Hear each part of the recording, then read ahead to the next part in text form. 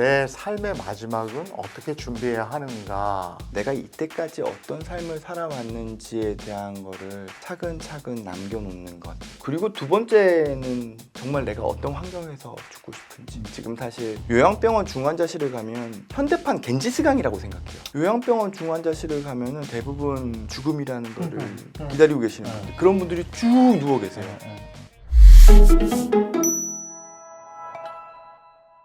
자, 건강하게 사는 게 무엇보다 중요하겠지만 요즘엔 웰다잉에 대한 얘기도 많이 해서요. 오늘 그 얘기도 좀 다루도록 하겠습니다.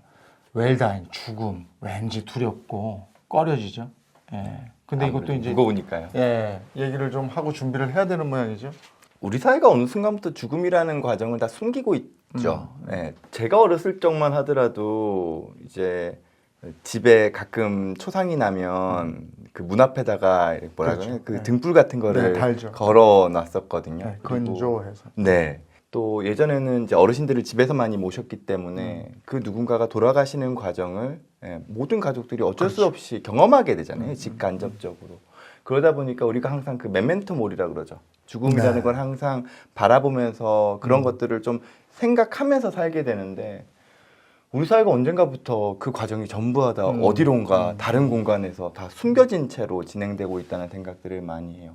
돌아가시는 어떤 과정도 요양원이나 요양병원, 그리고 장례식도 다 지금은 병원에서 치러지잖아요. 그러다 보니까 우리가 죽음이라는 건 어느 순간부터 잊고 사는 게 아닐까? 그래서 우리가 죽음이라는 단어를 딱 들었을 때 더 거부감, 부담스러움 이런 게 있지 않나라는 생각도 들고요. 웰다잉에서 가장 많은 분들이 생각하는 건 뭐예요? 그러니까 죽음을 맞이하는 나의 자세인가요? 그 외적인 것들인가요? 그걸 잘 모르겠어요. 근데 두 가지인 것 같아요. 내가 마지막에 무언가 어떻게 남길 것이냐. 나라는 사람이 이제 생을 마감하는 데 있어서 이 세상에 내가 뭘 남길까.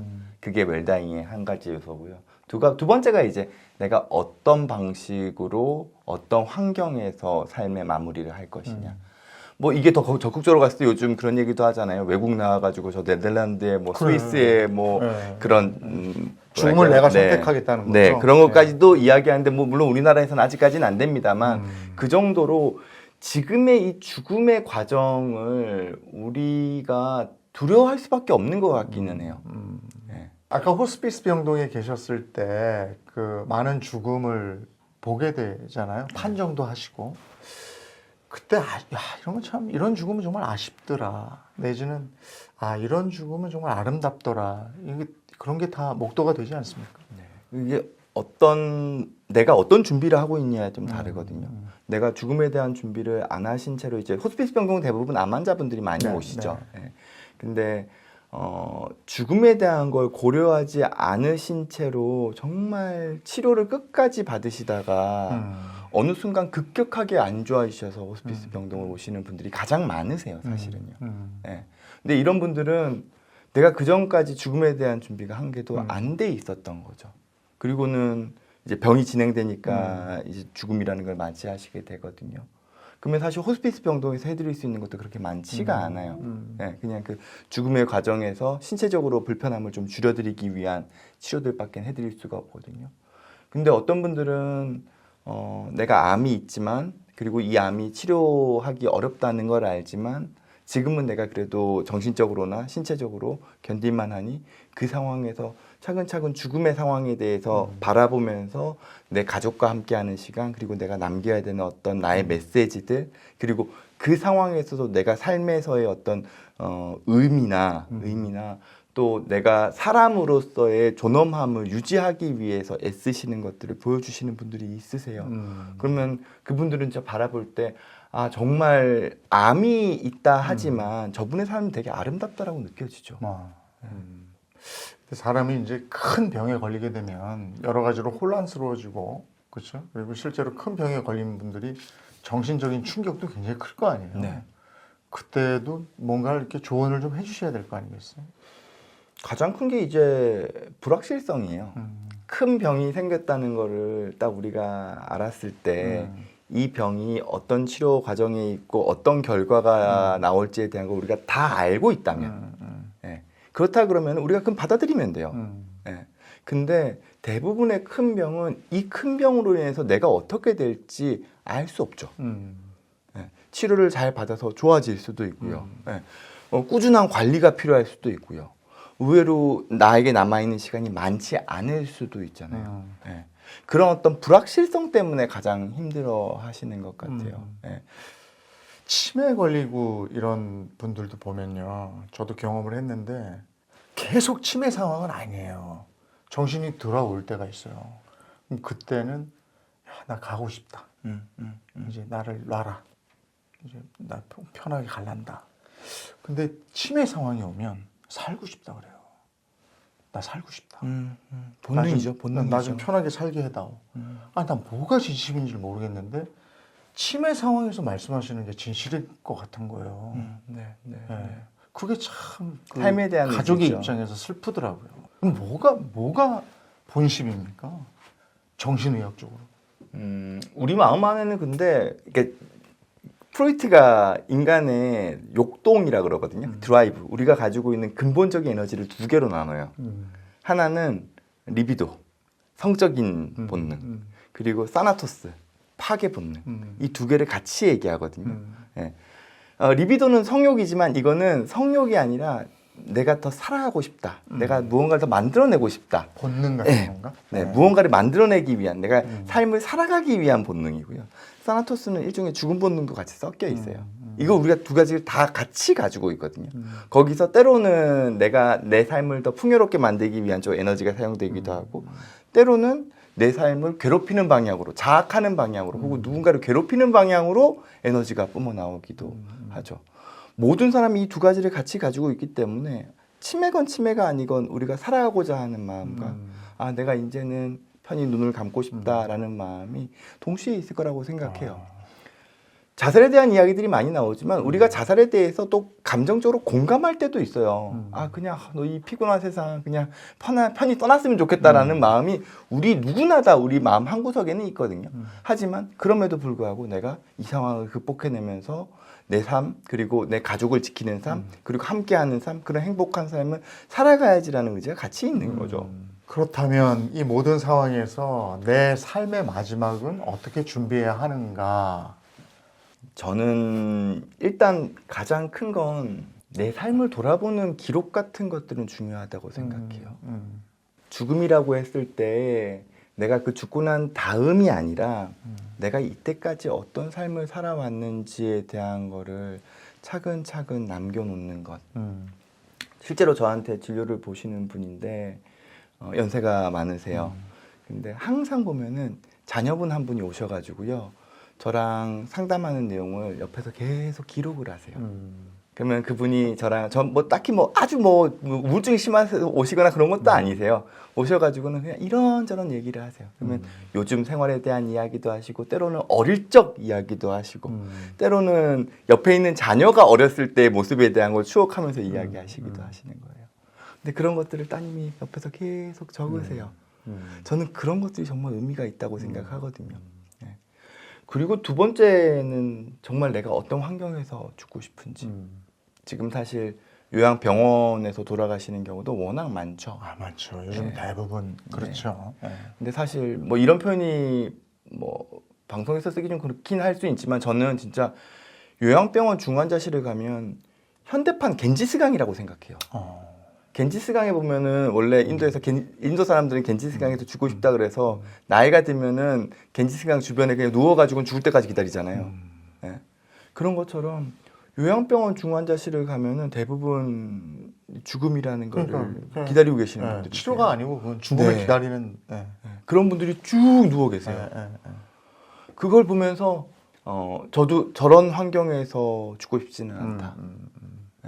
저라면 가족과 함께 있고 싶을 것 같아요. 맞아요. 저도 저희 아버지가 코로나 때인데 그 고관절이 이렇게 골절이 되셨어요. 병원에 가족들이 못 들어가는 상태로 수술을 받아야 됩니다.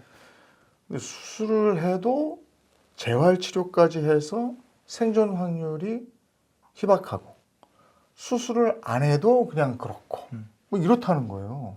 근데 만약에 거기서 수술을 받고 그 병원 안에서 혼자 가실 수도 있는 상황이라는 거예요. 의사 선생님이. 우리 판단은 아니 모시고 와서 수술 못 받더라도 모시고 와서 우리 곁에 있는 게 좋은 것 같은 거예요. 그래서 모셔와서 집에서 돌아가신 거거든요. 요양병원에서 실제로 임종을 가족들이 못 지키는 경우도 많이 있어요. 그렇죠. 네. 아직까지는 돌아가실 상황은 아니라고 판단했는데 아침에 확인해봤더니 병원에서 돌아가 계신 그런 상황도 경우가 많죠. 있거든요. 네. 네, 있거든요. 그러면은 가족들 입장에서는 또 돌아가시는 분도 마찬가지지만 가족분 입장에서도 황망하죠. 정말 황망하죠. 임종을 지키는 게 돌아가신 분들이 그걸 알까? 근데 유족들은 임종을 지킨다는 것에 대한 그게 있잖아요. 네. 근데 돌아가신 분들은 모를 것 같은 거야. 그 진짜 혼이 있어서 이렇게 누가 나 임종 지켰나? 근데 우리 뇌는 활동을 한다고 봐요. 돌아가셨어. 현대의학은요. 그러니까 아니 물론 그 시간이 길지는 않죠. 근데 그 임종기 과정에 있을 때 우리 뇌 역시도 계속 산소 공급이 되고 있기 때문에 일정 부분의 뇌 기능들이 살아 있거든요. 예. 표현을 못 하실지라도. 귀는 열려 있다. 네. 그리고 사실 저희 할머니가 돌아가시고 난 다음에 집에서 돌아가셨는데 제가 임종을 못 지켰어요. 예. 제가 돌아가시고 한 3시간 정도 뒤에 도착을 했거든요. 예. 근데 그 같이 있던 저희 가족들 말로 한 2시간 전까지도 간헐적으로 심장이 쪘다는 거예요. 그래요? 예. 근데 실제로 중간중간 좀 뜨기도 해요. 이게 급성병으로 돌아가신 게 아니라 노쇠시잖아요. 그러니까 우리 심장이 어느 정도 이렇게 돌아가신 이후에도 간간히 뛰거든요. 예. 그러면 그만큼 우리 몸은 아직까지 활동을 하고 있는 거죠. 예. 물론 다 돌아가시고 난 다음에야 뭐 의미가 없겠지만 그 돌아가시는 과정에서 그분도 어떻게 보면 되게 두렵고 외롭지 않을까요? 아무것도 안 보이는 상황에서 맞아. 그 상황에서 옆에 그 누군가가 내 손을 잡아주고 있고 그러네. 익숙한 목소리가 들린다면 중요하네요. 네, 그 죽음이라는 공포 상황에서 그걸 좀 위안 삼으실 수 있죠. 충분히 좀 그럴 수 있을 거라고 생각합니다. 그리고 돌아가신 다음에 남은 가족들 너무나 사랑한 사람이 떠나버렸잖아요. 그 남은 가족들에 대한 마음 다스리기 이것도 있어야 될 것 같은데 저는 희한한 게 돌아가실 때까지 한 4, 5년 정도의 기간을 주셔서 그런지 그때 이제 매주 만나 뵙고 이랬으니까 어머니도 그렇고 아버지도 그렇고 돌아가실 때 눈물이 안 나와요.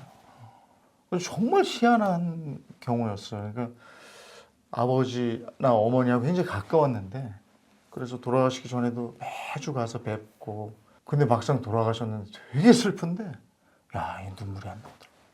그거 정말 희한했어요. 저는 이제 부모님은 아직 살아계시지만 이제 할아버지의 죽음과 할머니의 죽음을 경험했거든요.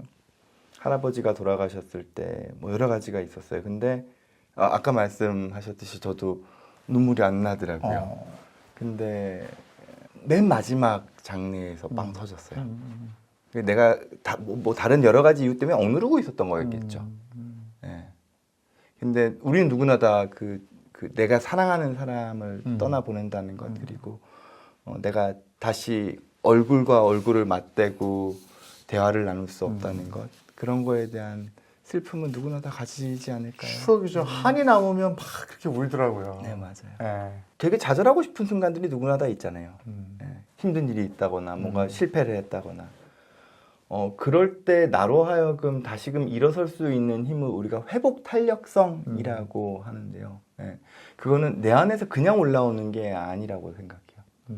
내가 다시금 일어설 수밖에 없을 어떤 메시지를 던져주는 어떤 그 사람, 대상, 내 마음 안의 대상이라고 얘기하거든요. 네.